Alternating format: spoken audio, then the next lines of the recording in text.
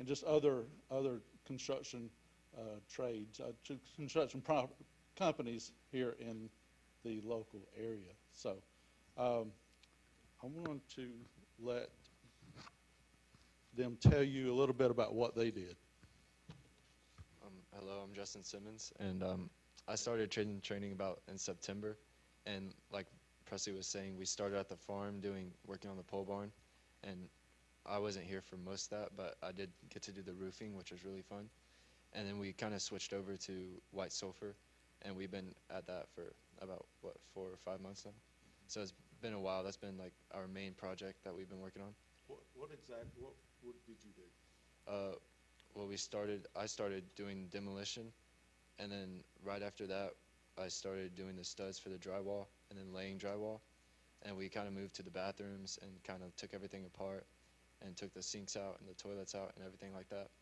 And then we kind of moved to the hallways, taking the ceilings off, and then we went into the rooms and did the same thing. And then we started painting, which was a big chunk of what we were doing at White Sulphur.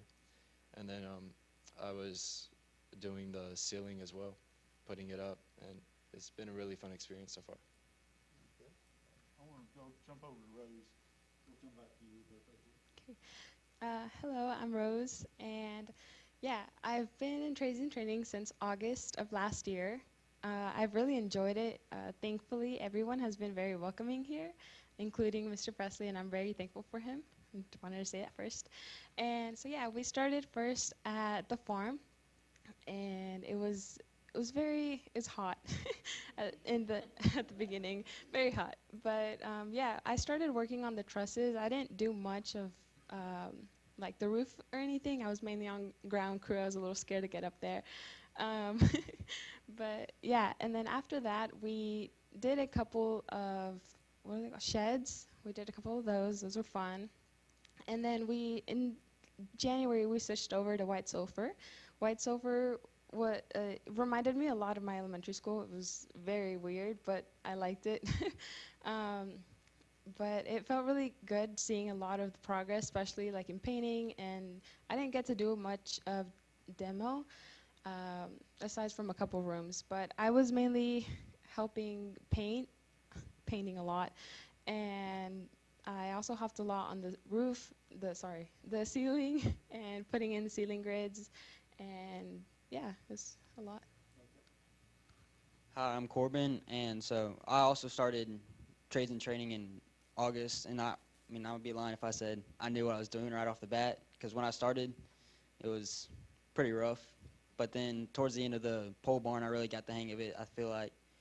And then so I started doing a lot of roofs on the small buildings and everything. And whenever we switched over to white sulfur, I helped with some of the drywall, and then I really started doing a lot of the lights. I did probably majority of the lights myself. About 200 plus lights that they changed out. These LED, we did probably about 125 a month. A good bit of it. So yeah. And then so I've been doing mostly just all the electrical work, all the taking out outlets, putting new outlets in, getting everything, make sure everything's running right. And that's about it. Good evening. My name is Roberto Medrano, and this is my first year. I started in June of the summer, and what I've been doing at White Sulphur was first started painting, which I had basically no experience in, but I picked up really fast, and it really helped me not only at work, but at home.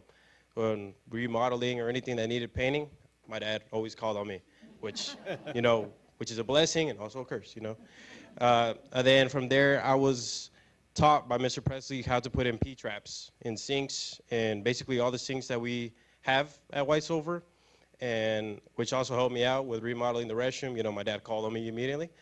And we also have been doing other works as well. We've been at the farm painting. We've been basically everywhere, helping out wherever we can. And like Mr. Presley said at the beginning, we work for Hall County, and wherever Hall County sends us, that's where we be. And this program has been amazing, because not only do I learn new experiences, new ways of working, but also meet people like the people I have surrounded with me and Mr. Presley, which I'm really thankful for. And yeah, guys, thank you guys. Y'all have any questions about what we've done or what we're going to do. Rodney, you and your team are too humble. Number one, not only have you guys taken a job at White Sulphur that just today a professional architect said you've probably saved us between $200,000 and $350,000 on that renovation of Ivester Early College North Campus. You're now moving on to the bus shop, the addition to the bus shop, and you all are going to finish out all of the office spaces and put the walls and everything in there. That'll be another savings, $150,000. So people that aren't big enough to dream can't believe that students can actually do the work of adults and do it even better, be ready for the workforce in the 21st century, and save their local community money at the same time. So I can't tell you how proud I am of you folks. Again, I'd put our students up against absolutely anybody, and I'm sure glad to see, as a father of 2 daughters, some girl power with that construction crew. And so thank you all for what you're doing. So we really appreciate the opportunity, because you're right, Mr. Schofield, there's a lot of people that would kind of doubt, and the naysayers that say, oh, kids are doing this, well, what about this, what about that? Well, you know, I have a name to stand by. I live in this community, I grew up in this community, and so as long as my name is on this program, we're going to do things right. And if it's out of our scope, then I'm not too shy away to ask for help and get the professionals or whatnot if they need to come in and take care of some things. But we do appreciate that, because that's what it's all about. I mean, it's teaching these students, these future tradesmen, the actual trade, and of course, said it before, love the classroom, love the labs and everything like that. But man, getting your hands out here in the real world, I mean, that's the real live projects is where it's at. You know, getting them trained up and feeding them into these local companies, you know, and getting them coached up for them. So we do appreciate that, and we'll, yeah, we've been around Lula, Riverbend, and you know, Cherokee Bluff. So all the renovations, we've had our hands on something at least at some of these renovations. Somebody told me you were working on one of your tiny houses lately also, which is just a fascinating process where you've been able to generate some tremendous funds for your program. The beauty of a tiny house, of course, is that in a lot shorter period of time, you can show all the systems of construction and residential construction. What are you doing with that particular one right now? What stage are you at? So the stage that we're in is actually the finished stage. We got all the roughs in, we got the insulation in, the walls are in, the finished walls, the bathroom. We got to finish the bathroom before we start putting in cabinets and such as that. So we wanted to get the outside painted so that siding can take a breather of getting rained on and stuff and weathered. So I decided to go out, you know, have them go out there and get that sealed up so we can get that protected, you know. Rodney, people harken back to a day when schools were so good. I remember industrial arts. It was one of the 2 electives we could take, and we made birdhouses and we made cutting boards.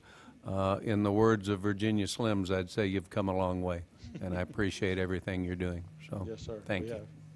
I think one of the most important things we're hearing from these kids is, well, they're not kids, they're adults, is they appreciate this opportunity. And when you appreciate something, you're going to work harder at the job. And another thing I'm thankful for, Corbin, I'm glad you look like your mama. Yeah, can we get a picture of you and your kids that are here? I would say we run the trades and training program through our work-based learning program, so these students do receive work-based learning credit. Rodney and I have had a couple of opportunities to present this program to work-based learning coordinators and to and some construction teachers in the state. And so we have put it out there for other districts to model this program, which is also a plus. And then, I mean, the opportunities are just great. I mean, we've got partners out there that will hire any of these students once they find out that they've come through one of our career tech pathways and then they've done trades and training. They have no trouble getting a job. So thank you, Rodney.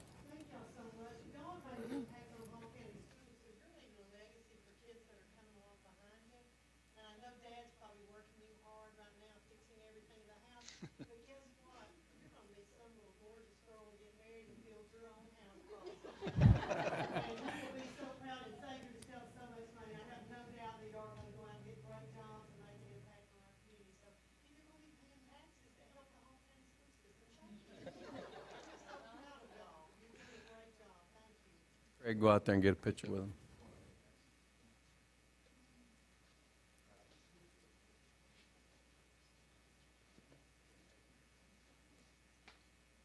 Take them for some pizza and bring me back my card. And a receipt.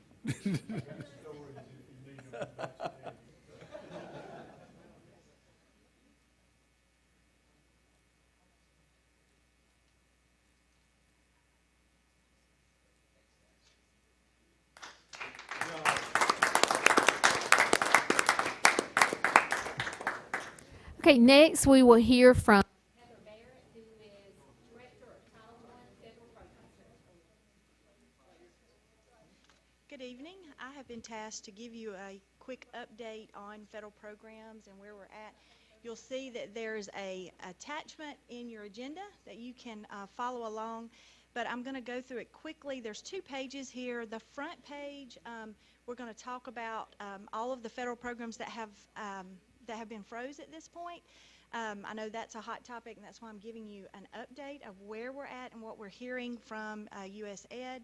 So on the front, everything that's... Heather, before you get started, just for some context for the board, that this has never happened before. We've never had federal funds approved by Congress, signed by a president, and then withheld at this point. So what she's going to show you is a page of the funds that have been withheld at this point, and then a page of the funds that have been released. And you're welcome to follow up with questions, but if the question is what's going to happen, the answer will be we have no idea. So we've planned, we're in a good position, but we just wanted to bring you up to date on what's going on at the federal level. Okay, so again, on the front, this is everything that is included in the freeze at this point. Heather, is your microphone on up there? I think so. Maybe I need to hold it. Okay, okay.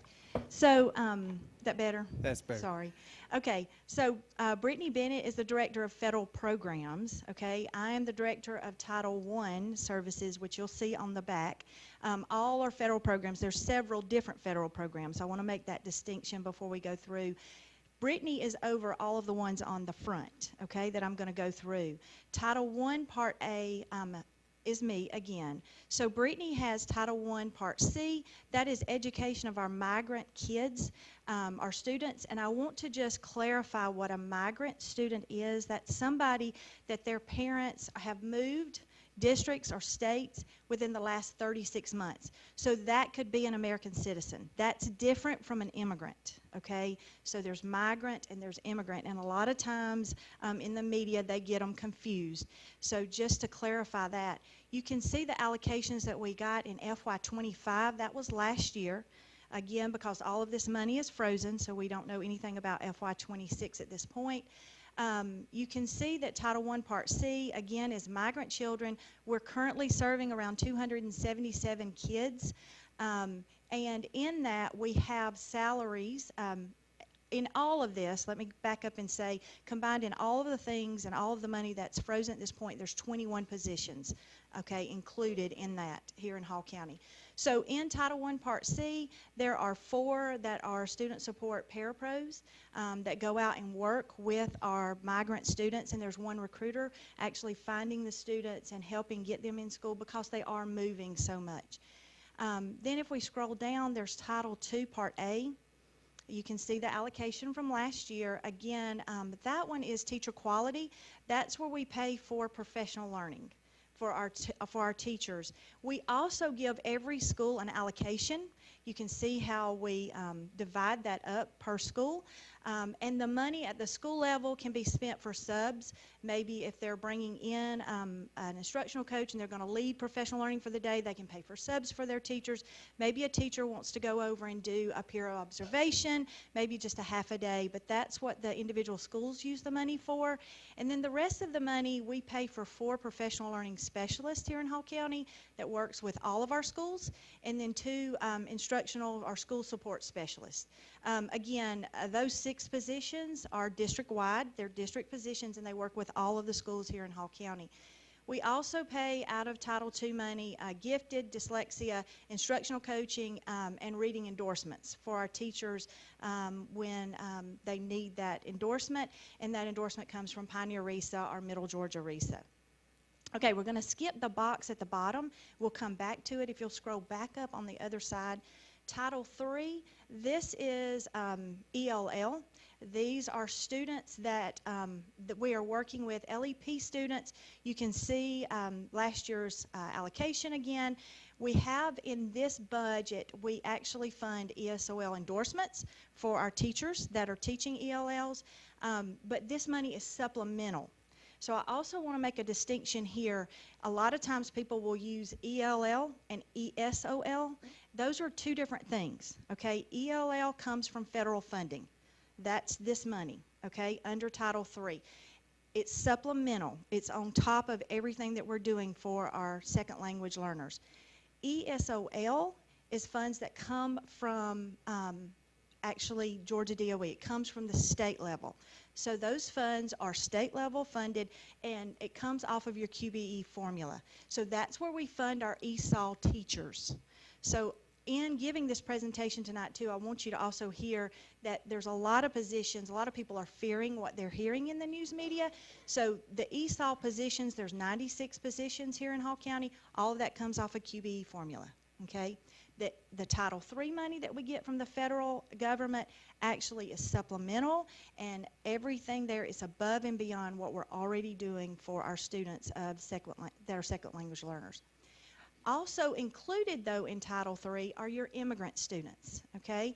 And right now we currently have 1,507 students that are immigrant, and each year that's based off of our October FTE. So we get the FTE count, it's certified, and then the state will allocate money through federal funds for however many immigrant students we have. Other immigrant, just to clarify, would be students new to the country this year, is that correct? Correct. Thank you. Yes, sir. And then Title IV is the last one that's included in the funding freeze. This is student support and academic enrichment. Again, there's 4 areas. You can see the 4 areas that we have in the allocation for last year. Here we pay for our college and career coordinators. So we have 2.5 people. So we have a retired person there working, a retired teacher, and they're actually recruiting for dual enrollment. So they're working with Lanier Tech, Burnell College, UNG, even UGA. My son was one of those students that had the opportunity to go to UGA and was dual enrolled as a senior. And so those college and career coordinators are working with our students across the county with those students. And then you see safe and healthy there, and then effective use of technology and professional development. Now, let's go back to the box on the left. So salaries, what is that? That's the bottom line. So with the 21 positions, there's $1.8 million basically tied up in that with salaries and benefits. We are estimating right now a carryover within all of the funds that are frozen of about $1.3 million. That would be a carryover from several years. Also, we're looking at what we think may come in from the state from other LEAs that are the funds that are being reallocated. In other words, if you have an LEA that has not spent all their money, the state, when that money comes back in, they'll reallocate sometimes back out to all of the LEAs. So we're estimating right now about $1.3 million. Now, this bottom line is if the freeze carries through and we do not see the money, if we do not see any of the funds on this front page. So where that's at, all of this was signed into law in March, okay? July 1, it was pulled back. It was frozen. Congress has 45 days to act. In 45 days, that'll be around August the 15th, 16th. At that point, if they do not act, then the funds have to be released to the state. That is in statute, and that's law. If they act, then they can vote to freeze it. And at that point, we will not see the funds for FY26. So we're watching that carefully. I will tell you there's not a lot in the news. If you try to see where Congress is at right now, they're not really talking a lot about it. I will tell you the thing that we're hearing from Georgia DOE is that Superintendent Woods, he is working to make sure that all of our schools have what they need to move forward. So the bottom line here, if we do not see the funds this year, we would be at a deficit of about $560,140 to fund where we're at right now with the positions that we have. Okay? So now I'm going to move to the next. On that Yes. front page first. Yes. So is the plan to continue to finance that and pull from other resources, or not hire those? First of all, the plan is to do nothing right now and not cause any kind of worry within people and anxiety that programs are changing at the 11th hour. I don't know that we'll get to that point, so again, we'd have to talk with this board about what the plan would be. Obviously, there are reduction in force plans available out there. You could, if you decided you just weren't going to do it, you could cut all that. But for instance, I think it's unfortunate that a Jackson EMC lineman gets almost 3 times as much professional development as a classroom teacher. That Title II fund right there is where the majority of training for teachers comes from. So everybody wants folks to do things better, do things in a new way, but we don't create time or opportunities. And so that I would really hate to see any of that touched.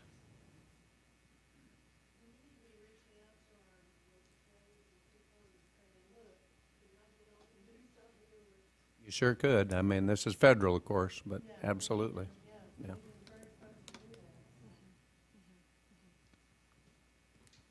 Okay. All right, moving on to the next page. So on this page, you'll see the rest of the federal programs that we receive here in Hall County. Nothing on this page is included in the funding freeze.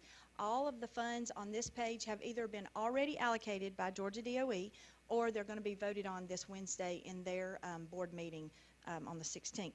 So I'll go through quickly. Again, I'm the Title I director, and Title I is your free and reduced. That's probably the largest grant that we receive in federal fundings. You can see our grant from last year. This is serving our free and reduced students. We serve 21 schools, and we also do equitable services. So we have 2 private schools, Monsinger Catholic and Lanier Christian. That's where we have kids that reside in Hall County. Their parents choose to go to private schools. That's under equitable services, and if they choose to participate, we have to allocate funds to that student. The funds follow the child. We also oversee school improvement grants for our CSI schools, and then we also serve, and if you'll scroll up just a little bit, Title I Part D, which is our neglected and delinquent. We have one neglected and delinquent facility here in Hall County. That's Eagle Ranch, and they get an allocation. The allocation comes through us, so the money flows through Hall County. We work closely with them on their plan and then how they spend the money to serve those students. Currently, our certified October FTE percentage for poverty is 61.56. I will tell you that's about a 3.2 decrease from last year. Last year it was 64.85. So we will be working closely this August to make sure that we have all free and reduced forms in, that we're working closely. We work very closely with nutrition in making sure that every child that needs the services, that they are getting that. So we will be looking at that very close. Then on the other Heather, side, before you yes. keep going, 21, because I want this board just to appreciate, you say 21 Title I schools. What comprises a Title I school? Okay, so if we look at the percentage. So on that October FTE, when it comes in and it's certified by nutrition, we look at the percent poverty per school. Right now, we're serving around 61% and higher here in Hall County. So schools that are about 61% and higher. We do have some that are coming on up, and they're getting closer and closer to being free and reduced. Now, I will tell you at times, we will hear from a principal and they'll look at what they're at, like today, what their percentage is, and it'll be higher throughout the school year because it'll change as more and more free and reduced lunch forms come in. But remember, the federal government, they do whatever's certified on that October FTE.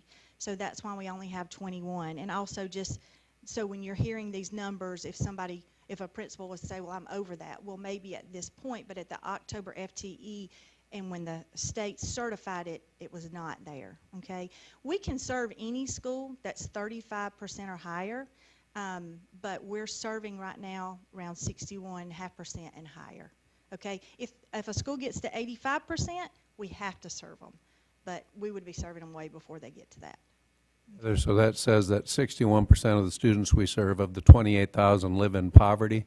Why in a cluster do we see significantly lower percentages at the high school than we do with those same babies that came through the elementary and middle? So, and I will tell you, we get asked that a lot in working with our high schools, because we have some where every school in the cluster, but not the high school, even the middle school. And I will tell you, the only thing that we can find is that it's harder to get high school students to fill out those forms. And we are going in, I will tell you, one that we're going to be working very close with this fall is West Hall High School, because they're so close. But we have to get that poverty percentage up to where they can be served. So, but that's the only thing, because the students are the same. We look at the students, we're comparing from school to school, seeing who's moving. Even when we're doing these calculations and sending to the state, we have to look at, like when we pulled Everwood together, we have to look at every single student, who's free and reduced and where they're going. So we're looking at that, and it's not really a change in the students. The only thing that I could tell you is it's just harder with high school students to get them to actually turn in the free and reduced lunch form. But I will tell you, that's going to be a focus this fall, and we've already been talking, because I've had that question a lot. So there's not a magical machine that just picks up all the Title I kids living in poverty and sends them in. Parents have to fill out a significant amount of paperwork to qualify.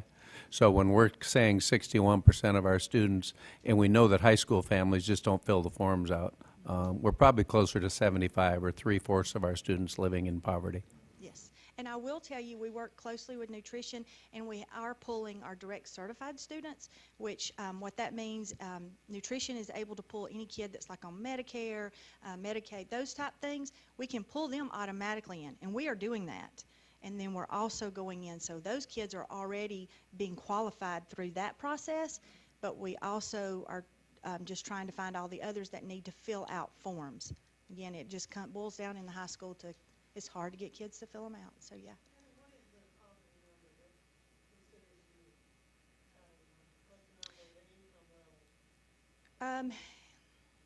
Off the top of my head, I can't remember what it is this year. It's different. There's a chart, and I can actually send that to you, and it's by how many students that you have in your household, and it changes. It's pretty low, but I can't remember what it is off the top of my head right this minute. You can get those for I you, can get Deborah, it and they're for you. based on the federal poverty. It does. It changes and every it year. floats depending on the number of individuals in the household, but again, as Heather said, it's pretty low. It's around And it's a 28,000. figure that I can't imagine how people live on. Yeah. I want to say it's around 28,000 for one student, but I will make sure that I get that and I'll send it to you, because it does change every year, and I don't know those numbers off the top of my head for this year. Okay?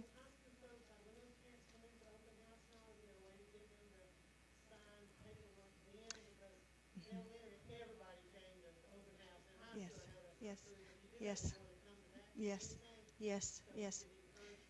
And I don't think so, because we also have parent liaisons. Now, parent liaisons are not paid with federal funds, but we have parent liaisons at every school. They're general funded. We do work closely with them with Title I money, because it's part of our parent-family engagement.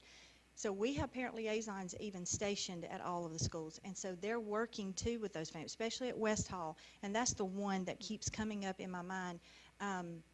So I don't know that it's a language, and I know also that they're putting out the forms, everything's open, but I will tell you too, and I don't know the statistics off the top of my head, but just in talking to principals, some students are not even coming to open house as much as they were in years past, and that's kind of odd to me too, and I don't know why. I don't know if it's because now they can look on their phone and they can see their schedule through Infinite Campus, so hey, I've got my schedule, I don't have to go to open house, I already know all these things, so it's just the majority of your 9th graders, but there's 10th, 11th, and 12th graders also that are living in poverty and need to get those forms in, so that's why we're going to really put an eye there and see what we can do this fall and work. And not only there at all of our schools, because again, as Mr. Schofield was saying, we know this number is higher than what we actually have certified.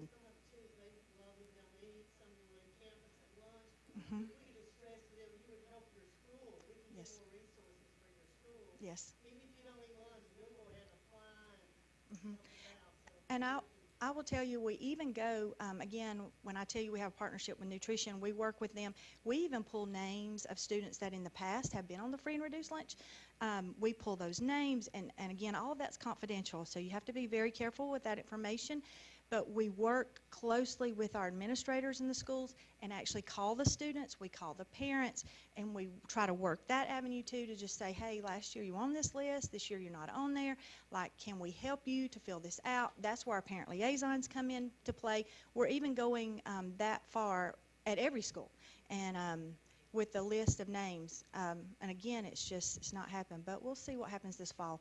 We're School gonna food rework nutrition, it. Cheryl Jones' team does an amazing job. I mean, they're just like a phone bank, calling people, making sure they're getting the help. And quite honestly, we've got a lot of families that say, I'm not taking a handout, I'm not interested in your paperwork. And there's just, there's all kinds of reasons. Don't we have either a program or a policy in effect that every child will get lunch? Cheryl? Yeah, yeah. By the way, one of the real sad things is we have students who do not qualify for Title I that have tremendous amounts that are owed in credit, to the point where last year we finally, and I hated to do it, you have to take it case by case, but it doesn't tend to be those kids that we have trouble with. It's kids whose families could pay the bills that rack up tremendous amounts of bills because we won't let a kid go without eating. I was going to say, you know, we've all been to high school. Part of that, too, I could see being the stigma of, Yes. I qualify for free lunch. So I don't know what the form looks like, but maybe if you can kind of hide that a little bit, if you will, and just collect the data. So I can tell you, it's online, so parents can do it totally online, and nobody ever has to know. And we do put that out as well. So in a lot of our schools, it's just a QR code. You can just go by and snap a picture.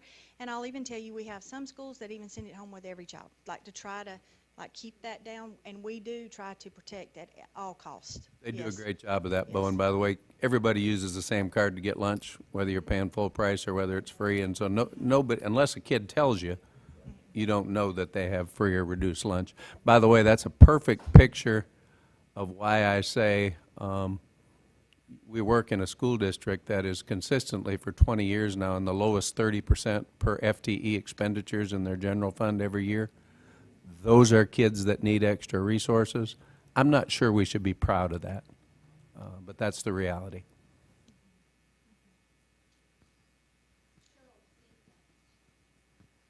Cheryl has sent that chart with a poverty level. So for, with one child, it is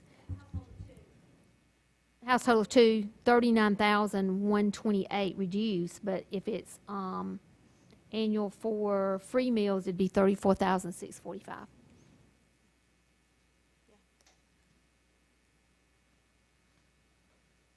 Okay, all right, so then the last couple of programs over on the side, Dr. Betsy Ainsworth is Director of Special Ed. Again, those funds are going to be allocated. They'll be voted on the 16th. You can see there, that's IDA Part B. There's 611 and 619, and you can see the difference there in the allocations last year. And then the last two at the bottom, Rhonda Samples, Executive Director of CTAE, Perkins money that flows into Hall County. She already has the FY26 allocation. That's the only one that Georgia DOE voted on last month. And I will tell you, due to that poverty, the decrease in poverty that I was telling you about from the 64% to the 61, she was reduced $60,000. So that free and reduced lunch number actually is very important across all programs in Hall County. Like, it's not just for Title I Part A. CTAE works off of that, all of our programs, and that's how they allocate it, just so you know. But she's already received her allocation for FY26, and again, that's for CTAE.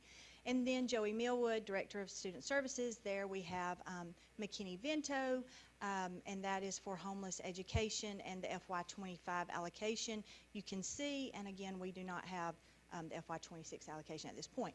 But everything on this page has been released by the federal government. It's in the Georgia DOE hands, and they're going to they've either voted on it or they're voting on Wednesday.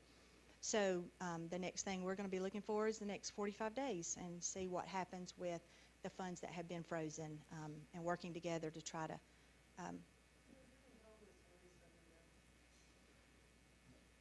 I do not know that number off the top of my head. It is. Mm-hmm. Mm-hmm.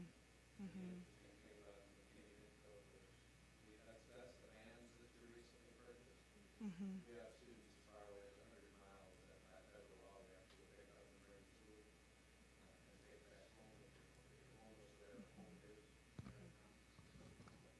7,000 homeless individuals identified in Hall County, 7,000. There's not a week that goes by that we're not relocating students who are living in cars, hotel rooms, multiple families.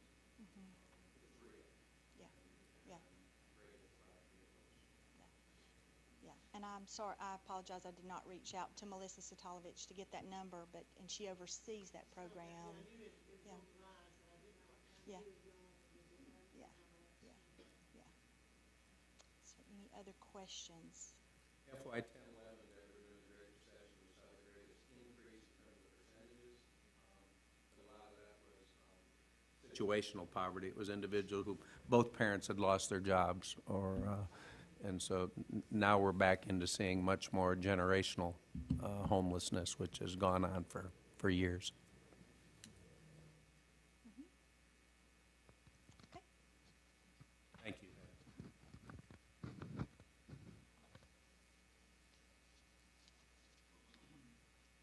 Jonathan, I think you're up next.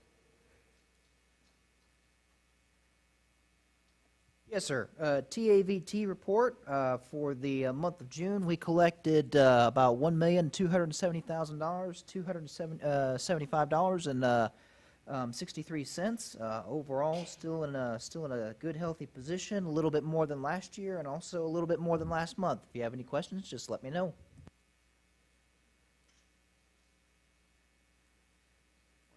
2026 budget. Jonathan, you want to talk a little bit about that? We finally did receive a preliminary digest. I think Susan was in your office when we got word that we were going to get our first peek at what they said you might want to have some faith in. Yes, sir. So based on the preliminary data that we received on Friday, right now the major changes from the last budget we had, we show a small local revenue change of about $10.1 million in the local digest. Expenditure information stays the same, but we've also seen a significant increase in the number of exemptions for the county, and so that makes up a larger part of the digest as well now. We'll talk about some of those specifically, but when you look at increased expenditures for just this year alone, by the way, you will pay $53 million in health insurance costs for your employees this year. That's probably worth saying at least 3 times. $53 million, $53 million that we have no choice over what health insurance we get. Every employee is eligible for it. I'm glad that they have it, but that's $53 million. Every certified employee also gets teacher retirement, and you can see that the increase this year was $2.1 million. That comes out to a figure that's now approaching $35 million. We spend almost $100 million a year on health insurance and TRS premiums that you pay on behalf of your employees.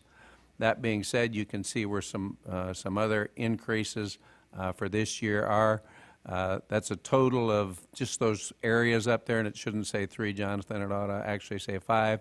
$14 million of increases, and you see that the total expenses for this year are up more like $10 million. Want to thank the staff. They've cut $4 million of expenses just from last year's levels before we even started this year, because we knew it was going to be a tough year. Let's talk exemptions, because I never met anybody who doesn't like an exemption. Your newest exemption this year, your homestead exemption, at a 40% value, which means you have to multiply this number times 2.5. We are exempting a new $531 million worth of property from the digest this year. Multiply that times 2.5, a little over $1 billion in 1 year of additional exemptions. To compare that, We often have said that exemptions grow in this county at the rate of about 10% a year. Even senior exemptions only grew a little over 7% this year.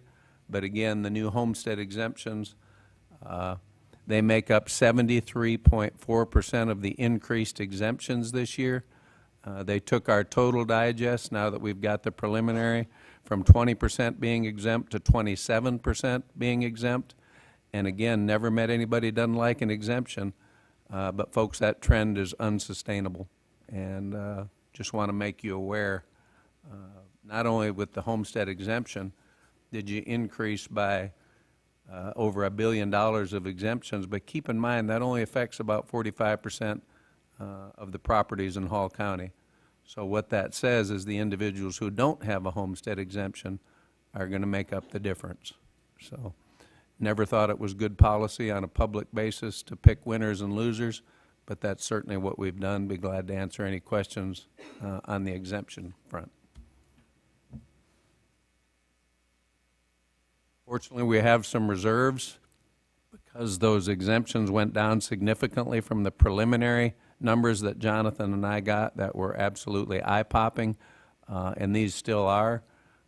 We think we can now get this budget within $4 or $5 million, excluding the federal funds that Heather talked about, dipping $4 or $5 million into reserves.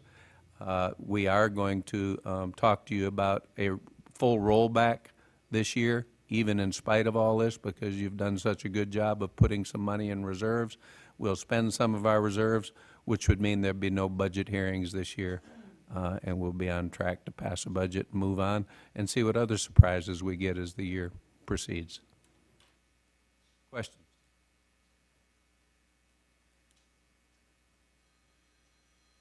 And again, you've had the budget detail sheets now for a couple months. Feel free to ask any questions that you have as we continue to go along, as you already have been. But I want to thank our team for the work that they've done just to get us in this position. We're fine for the foreseeable future. I feel for whoever is trying to manage this budget 5 and 10 years from now.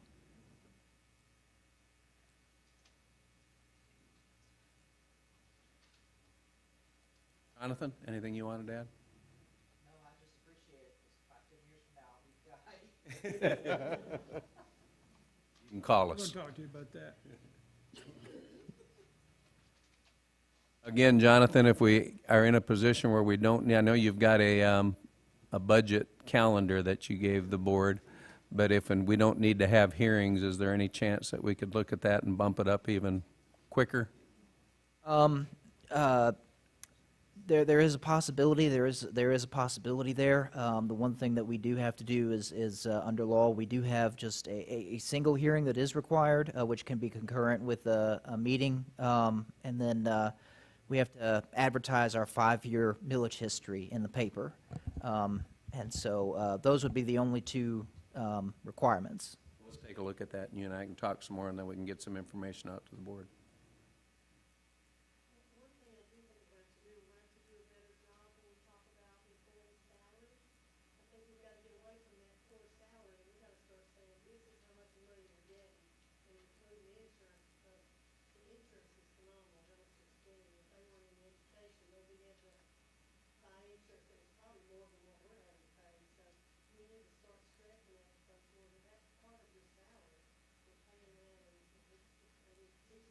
Teacher retirement also, Deborah, absolutely. Yeah.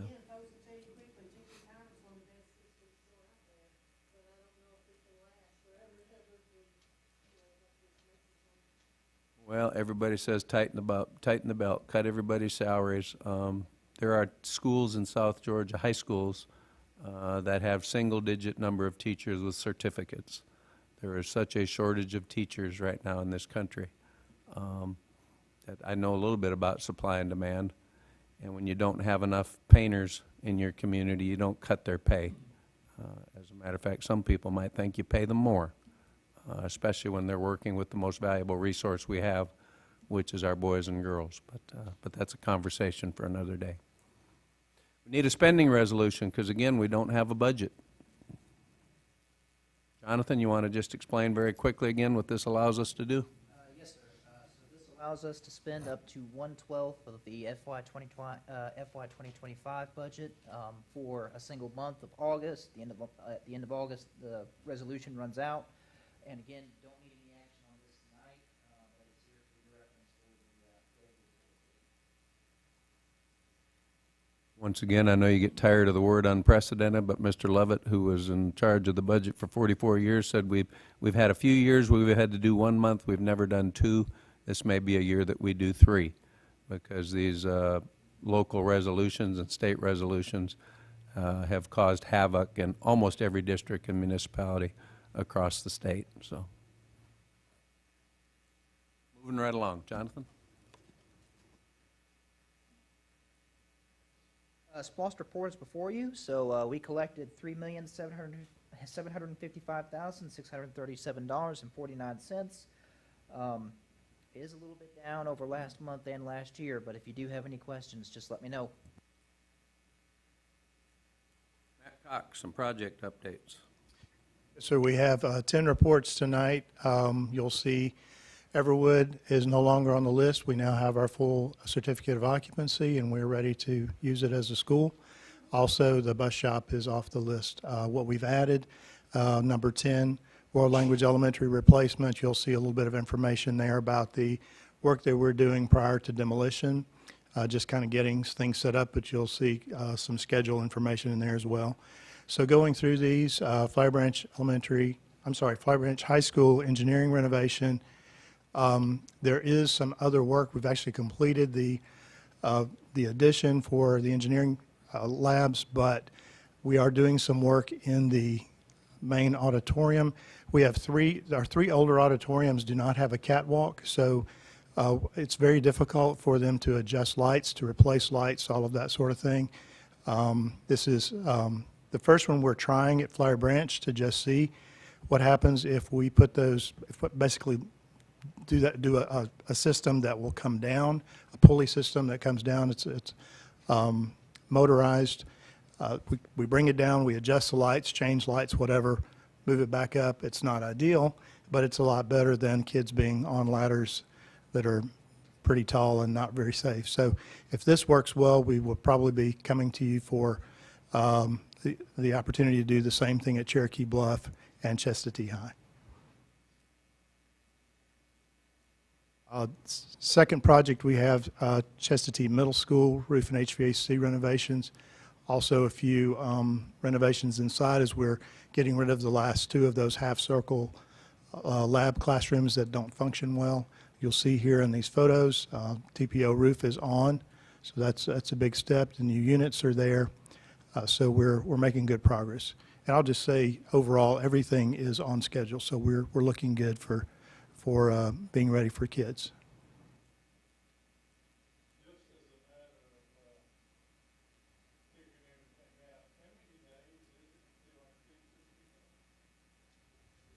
They return 2 weeks from today. It's always a race to get these things finished, but we're doing great. Next one, Davis Middle, similar to Chestatee. We actually have already done some of the renovation work there in a separate project, so it's a little simpler. We do have some self-perform work at Davis Middle where we are creating our second manufacturing lab. So that is part of the work that we're doing there as well. That is self-performed, not through the contract. Next one up is Johnson High School. This is very pleased with how Johnson High is going. We kind of focus on the addition, but there's some really great renovation work going on this summer. So here you see the addition, you see the brick going on. Roof is on, of course, has been for some time, so things are really moving along. But as we scroll on through, you'll see some shots of some of our interior renovations. Our Learning Commons is essentially complete at this point. We are finishing up the CTA renovations for broadcast video, and the construction, I always call it the early construction lab. I'm not sure what its official name is, but kind of construction basics. You'll see some of that work. That's what they're calling workplace learning. Also, we took this opportunity to catch up the construction area back here. We've air-conditioned construction, the only lab that wasn't. And then we've also created an outside working space for them so that they can expand out a little bit more and do more things. It's always good to have that flexibility to work outside. Matt, I think Brian got a complaint that you'd filled in the swimming pool in the media center, but Brian, they did do that, and so. We still have one in the courtyard next to it, so Yeah, that's right. That's it's right. still there. Just make That's sure our the- relief valve if we have a lot of Make rain. sure the water flow is adequate in that. We joke about that, but we did have a plumbing problem there last year. We had It almost created a swimming pool in the media center. It's amazing how much more usable space they have, though. It is. Well, there were a lot of things about that building in the 70s when I was there, that were like, why in the world, who, it was a different time, wasn't it? Was. North Hall High, making great progress there. Roof is on. We have all of our floor slabs poured, and so you're seeing now masonry work is going on. We're going to just continuing on. So again, this one is always, as we know, bid a few months later and had a hard start because of where it is on the property, but it's coming along very well. Also, some good renovation work here. We're doing some of our restroom renovations as we've done at the other schools, and doing a little bit of work to create an outdoor area for the STEM area, so that the kids have a little bit more space to work outside. Next up, Sardis Elementary. This is one of the most surprising changes that I could tell you. Learning Commons, we were pretty limited with our area here, but just by opening it up and moving a little bit of the space out, it's an amazing transformation. The space is no bigger, but it feels a lot bigger because of the way that we've arranged it and given them more usable spaces. Also, restroom renovations on Sardis.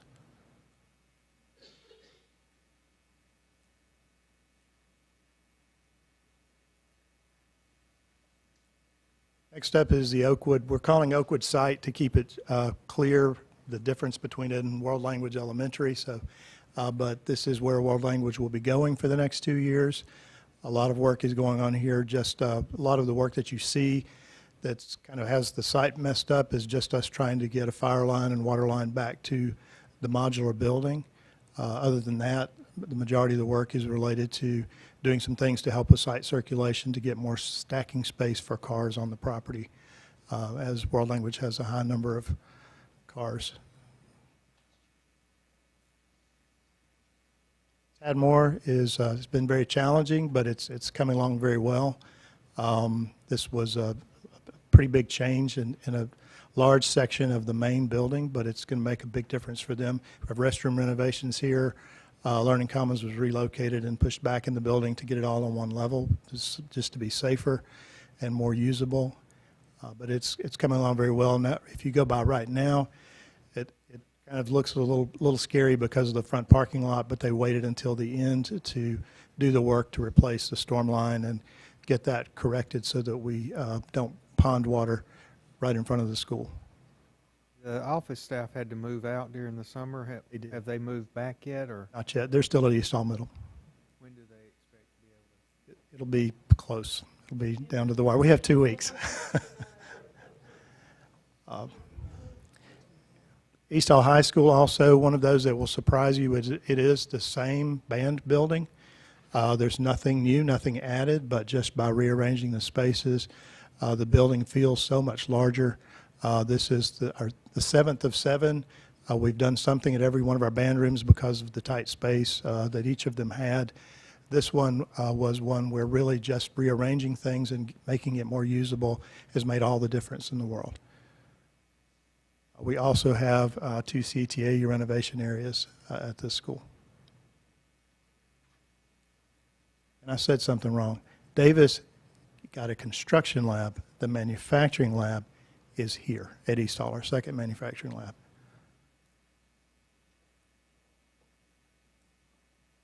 And last, World Language. Again, not a lot to see here, but you will, if you drive by the property, you see that Carol Daniel has the fencing up around the property. We are well on our way to getting things going. It is a little bit of a slow start as we had some abatement to do in the main building. All of that is now complete. And we'll probably be, over the next probably 3 weeks or so, you'll begin to see the building come down. Yesterday, it looked like some of the roofing was starting to come off on the kind of the right side. They may have had to abate some of the roof as well. I think it's what it was. You're going to be amazed how quick that building goes down. That'll be 2-3 days. It's just going to be gone, and we'll be ready to get started. Matt, I didn't see the bus garage on here. You want to talk about a happy crew.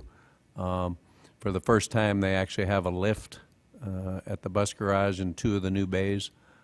Transforms what they do, gives them space for a facility that's been 50% undersized. It's still undersized, but that is a happy crew down there. You want to talk a little bit about what's going on there? Well, it really has made a big difference. Again, part of what we're doing, if you talk to Clay about how they use things, yes, it is only 2 bays, but some of the bays they had they were using for storage because they just didn't have enough storage. So by the third bay that we added is actually storage. That actually frees up bays on the other side. So I believe they have a net gain of 4 with the 2 new plus 2 that were being used for storage. So this really helps them a lot.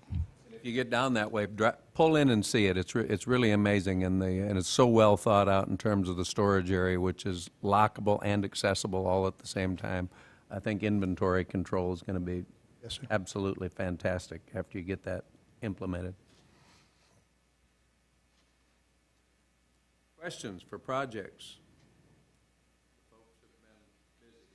By the way, when Matt needs some help moving furniture, equipment, and all, he can just let Rodney know a couple days ahead of time, and the trades and training crew will be over there again, saving you just tremendous money instead of hiring contract movers to move furniture and equipment when that time has come at these facilities. Matt, you got some project requests. Yes, sir. We have 3 requests. First one, we've been in process of upgrading our HVAC control system. It's an upgrade that we have to do to what we call the front end. We've done all but these 4 schools that you see here.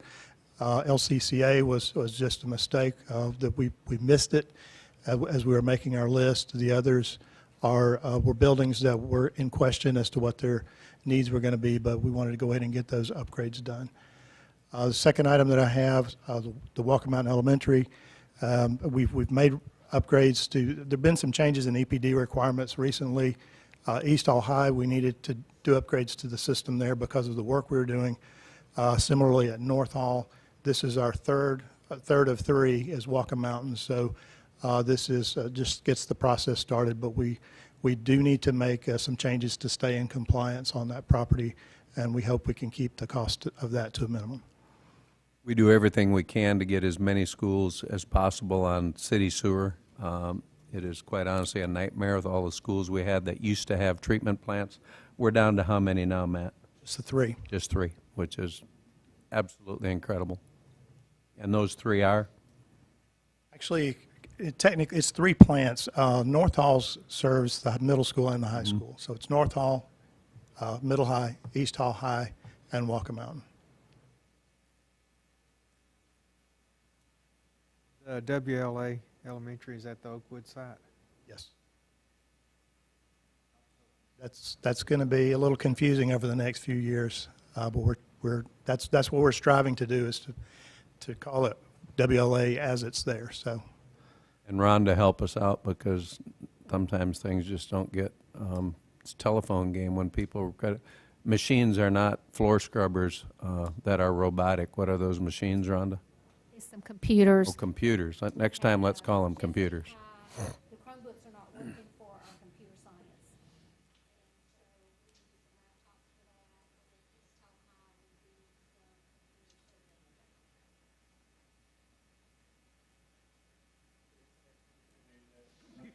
Yeah, that'd be great to do tonight, but I just did want to make it clear that those are not robotic scrubbers that are cleaning the floor. So I'd like to recommend that those funding requests be approved as presented. Have a motion? Second. All in favor?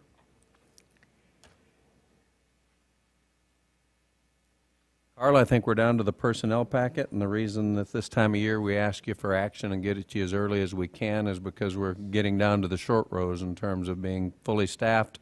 Individuals who've had changes in their lives and are leaving at the 11th hour, we want to get them freed up to accept other jobs where they're moving. But any questions on the personnel packet? There aren't, but our principals have been working this week, or actually, I'm sorry, the end of last week and today, they have been processing lots. We've got 13 vacancies at this point. 5.5 of those are special education vacancies, and I was on the phone a lot this morning with principals talking through various candidates, so I expect that number to be reduced even further in the next 2 days.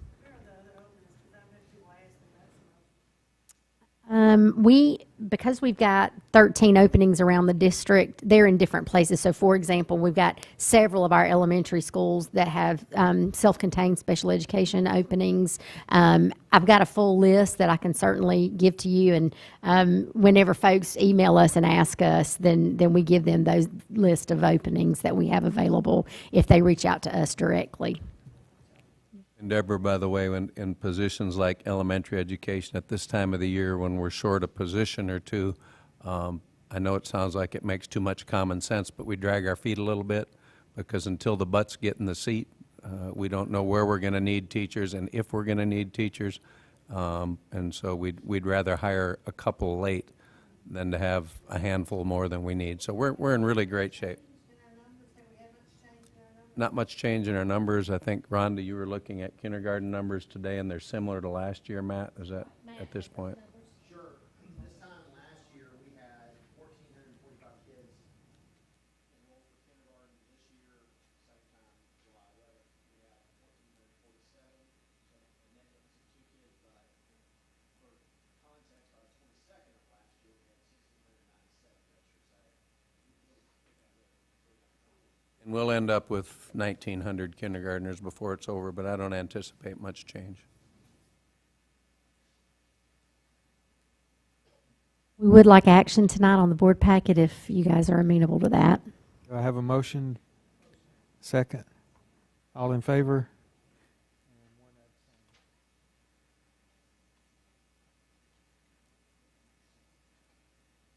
That's all we have, Mr. Chairman. If there's nothing else, then motion to adjourn. Do I have a second? All in favor?